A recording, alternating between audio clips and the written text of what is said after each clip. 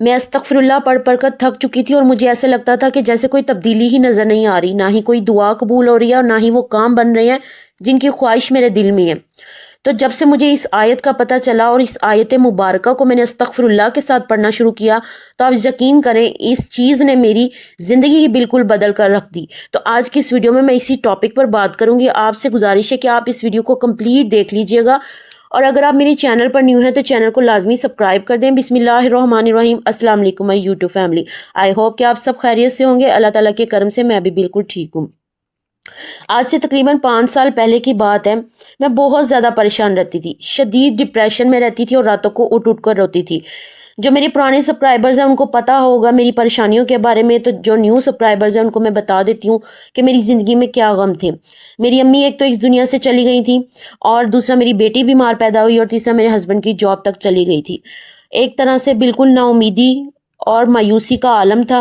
میں نماز تو پڑھتی تھی لیکن اس محبت کے ساتھ نہیں پڑھتی تھی جس طرح مجھے پڑھنا چاہیے، اور قرآن پاک بھی میں کبھی کبھار پڑھتی تھی۔ میں بالکل ٹوٹ سی گئی تھی، مجھے ایسے لگتا تھا جیسے اب ہر دروازہ میرے لیے بند ہو چکا ہے۔ میں کس کو اپنا درد سناؤں یا کس کے پاس مدد کے لیے جاؤں؟ میرے پاس تو کوئی ایسا انسان ہی نہیں ہے۔ لوگوں نے مجھ سے منہ پھیر لیا، اور ان لوگوں میں آپ کو بتاؤں میرے بہت سے اپنے ایسے تھے جن کو میں سگا سمجھتی تھی، میرا اپنا سمجھتی تھی، لیکن وہ لوگ شامل تھے۔ پتہ ہے برے وقت کی ایک خاص بات کیا ہوتی ہے؟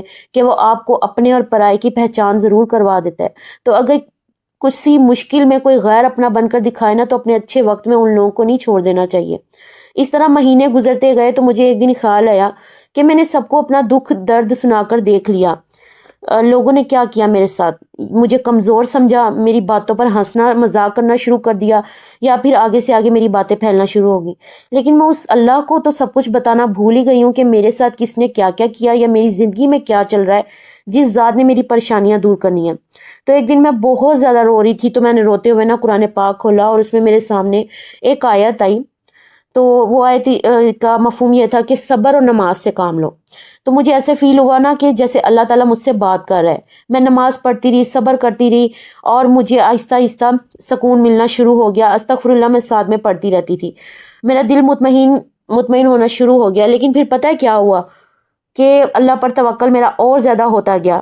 پھر ایک دن اچانک ایسے ہوا کہ جیسے شیطان میرے دل میں نا وسوسے ڈالنے لگ گیا، مجھے ایسے گمراہ کرتا تھا کہ دیکھو تم اتنے ٹائم سے استغفراللہ پڑھ رہی ہو، جیسے انسان کا ضمیر نا اندر سے گواہی دے رہا ہو، کوئی بات کر رہا ہو کہ اتنے ٹائم سے استغفراللہ تو پڑھ رہی ہو، تمہارے کون سا کوئی کام ہو رہے ہیں یا تمہاری کون سا کوئی مشکل حل ہو رہی ہے؟ تو پھر میں خود سے سوال کرنے لگ جاتی تھی، کیا مجھے استغفراللہ اب نہیں پڑھنا چاہیے؟ کیا چھوڑ دینا چاہیے؟ کیونکہ واقعی تبدیلی تو نظر نہیں آ رہی تھی۔ پھر ایک دن ایسے اچانک نا میرے بچے LCD پر وہ اسلامی قصہ چل رہا تھا، کس طرح اللہ تعالیٰ نے حضرت یونس علیہ السلام کو مچھلی کے پیٹ سے نکالا اور کتنے دن تک وہاں زندہ رکھا۔ تو میں سوچنے لگی کہ کیا میری مشکل اس مشکل سے زیادہ ہے؟ نہیں نا۔ تو پھر یہ بھی بات ہے کہ اللہ تعالیٰ کسی انسان پر اس کی طاقت سے زیادہ بوجھ نہیں ڈالتا۔ پھر مجھے یقین ہو گیا کہ اللہ تعالیٰ میرے لیے راستے ضرور بنائے گا، کیونکہ وہ میرا بھی رب ہے، وہ میرے دل کے حال جانتا ہے، وہ میری پریشانیوں کو، میری تکالیف کو جانتا ہے۔ تو بعض اوقات میں بہت زیادہ ڈپریشن میں چلی جاتی تھی، اور پھر اس ٹائم نا میں زیادہ سے زیادہ استغفراللہ پڑھتی تھی۔ ایک دن پتہ ہے کیا ہوا کہ میری سسٹر ایک دن میرے گھر آئیں، وہ کہتی ہیں کہ تمہاری آنکھوں سے اس طرح مجھے محسوس ہو رہا ہے جیسے نا آنکھوں میں کئی راتوں کی نیند نہ ہو اور بہت پریشانی ہو۔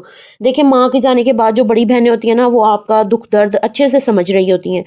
تو میں نے اسے یہی کہا کہ نہیں کوئی بات نہیں، ایسا کوئی مسئلہ نہیں ہے، بس اللہ تعالیٰ کی طرف سے ہوتا ہے، تھوڑا بہت پریشانیاں آتی رہتی ہیں ہر انسان کی زندگی میں، کوئی بات نہیں، میں ٹھیک ہوں۔ وہ کہتی ہے کہ دیکھو میں تمہیں آج ایک آیت بتانے لگی ہوں۔ ماشاءاللہ سے میری دونوں بہنیں جو ہیں، بڑی بہنیں مجھ سے ماشاءاللہ ماشاءاللہ ماشاءاللہ کہنا چاہیے، اللہ تعالیٰ نے انہیں دنیا جہان کی نعمتیں دی ہیں، بڑے سے بڑا گھر دیا، بڑے سے بڑی گاڑیاں دی، سب کچھ اللہ تعالیٰ نے عطا کیا ہوا ہے۔ اور الحمدللہ ایک ٹائم تب تھا جو گزر گیا، لیکن الحمدللہ اب بھی اللہ تعالیٰ نے مجھے، میں جب سوچتی ہوں نا میں حیران ہو جاتی ہوں کہ اس آیت کے صدقے اللہ تعالیٰ نے میں کہاں تھی اور کہاں تک اب مجھے پہنچا دیا، اور اللہ تعالیٰ آگے بھی پہنچائے، آمین ثم آمین۔ تو اتنی زیادہ وہ پاورفل اور میری خاص طور پر پسندیدہ وہ آیت ہے، اور میں اس کو بہت شوق سے پڑھتی ہوں۔ میں رات کو واک کرنے جاتی ہوں تو میں اس کو لازمی پڑھتی ہوں، ایک تسبیح میں استغفراللہ کی پڑھ رہی ہوتی ہوں اور ایک تسبیح اس آیت کی میں پڑھ لیتی ہوں۔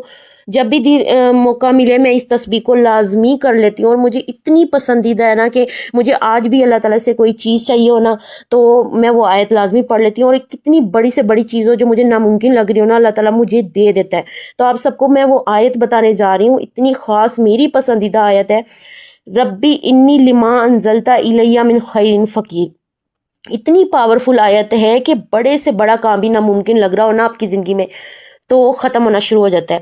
پھر کیا ہوا کہ میں بہت زیادہ جب ڈپریشن میں ہوتی تھی نا، تو ایک قسم سے یہ آیت میں نے تقریباً ایک ہفتہ ہی پڑھی ہوگی، تو میرا ڈپریشن مجھے ایسے لگا کہ جیسے بالکل ہی ختم ہو گیا ہے، اور جن لوگوں کی باتوں کو میں دل پہ لگا کر گھنٹوں روتی تھی، اور آج میں سوچتی ہوں کہ وہ کتنی فضول باتیں ہوتی تھیں جن کے لیے میں نے خود کو اتنا پریشان رکھا۔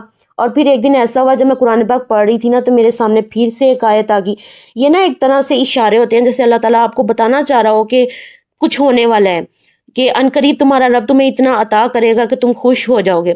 اور اللہ تعالیٰ نے میری آخر وہ دن آ گیا کہ سب دعائیں اللہ تعالیٰ نے سن لی۔ اس بات کے لیے آج میں اللہ تعالیٰ کا جتنا شکر ادا کروں اتنا کم ہے۔ مجھے نہیں سمجھ آتا کہ غم مجھ سے کیسے دور ہو گئے ہیں، مجھے یہ بھی نہیں سمجھ آتا کہ اللہ تعالیٰ نے کیسے وسیلے بنا دیے، کیسے سارے معاملات خود بخود ٹھیک ہوتے گئے، اور جو میں نے مانگا تھا وہ سب ملنا شروع ہو گیا۔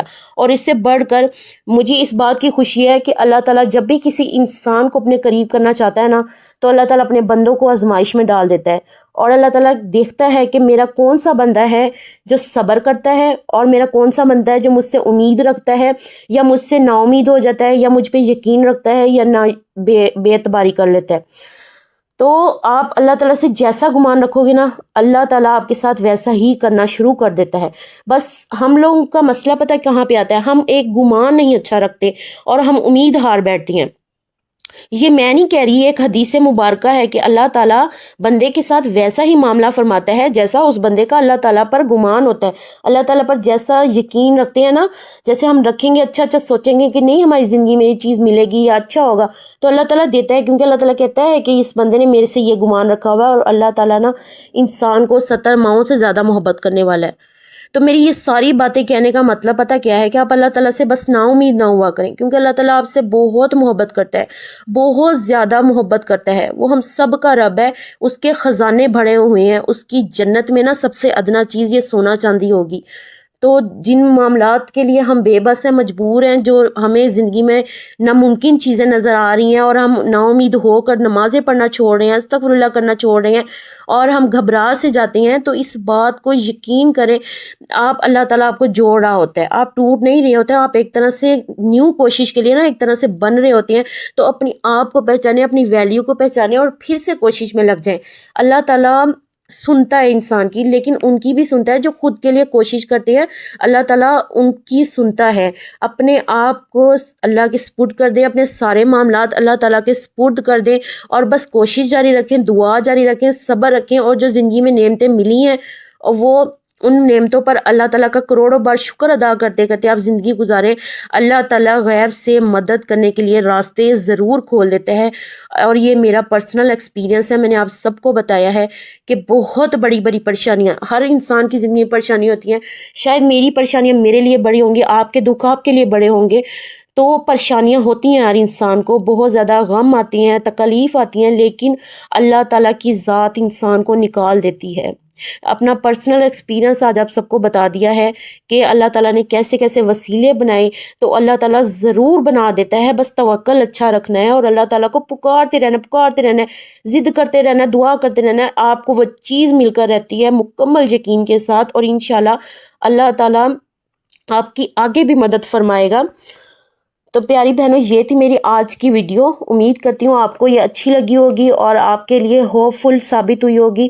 تو اس ویڈیو کو زیادہ سے زیادہ لائک کر دیجیے گا، شیئر کر دیجیے گا، کومنٹ کر دیجیے گا، بہت پیارا سا، اور شیئر اس لیے کیے گا کہ بہت ساری بہنیں جو ہیں بہت پریشان رہتی ہیں، غم میں رہتی ہیں، ان کے لیے شاید ہوپ ان کو مل سکے۔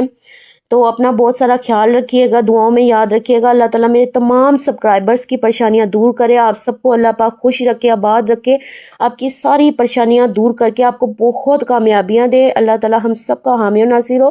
انشاءاللہ ملتے ہیں اگلی ویڈیو میں، تب تک کے لیے اللہ حافظ۔